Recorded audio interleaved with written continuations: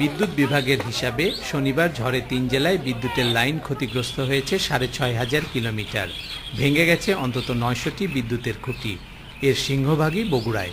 Line মেরামতের ক্ষেত্রে অগ্রাধিকার দেয়া হচ্ছে গুরুত্বপূর্ণ এলাকাগুলোতে। লাইন মেরামতে আশেপাশের জেলা থেকে জনবল ধার করে এনেছে পল্লী বিদ্যুৎ সমিতি। তবে এই উদ্যোগ নেয়নি পিডিবি।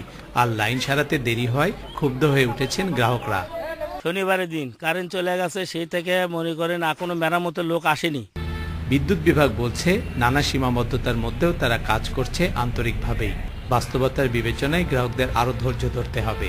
11 কে লাইন 90% সচল হয়েছে এবং 0.4 কেবি লাইনও 90% সচল হয়েছে। আর যে 10% লাইন আমাদের বাকি আছে, এই 10% লাইনের কাজ আজ এবং কালের মধ্যে আশা করি আমরা শেষ করতে পারবো।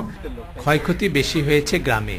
পল্লী বিদ্যুৎ সমিতি বলছে পরিস্থিতির উত্তরণে আরও অন্তত 1 সপ্তাহ সময় দিতে হবে তাদের।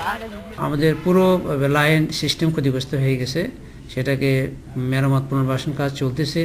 আমরা এই পর্যন্ত প্রায় 35 ভাগ কভার করতে পেরেছি, আর 8 দিনের মধ্যে সকল পর্যায়ে সমস্ত গ্রাহকরা বিদ্যুৎ পাওয়ার বলে আশা করতেছি আমরা।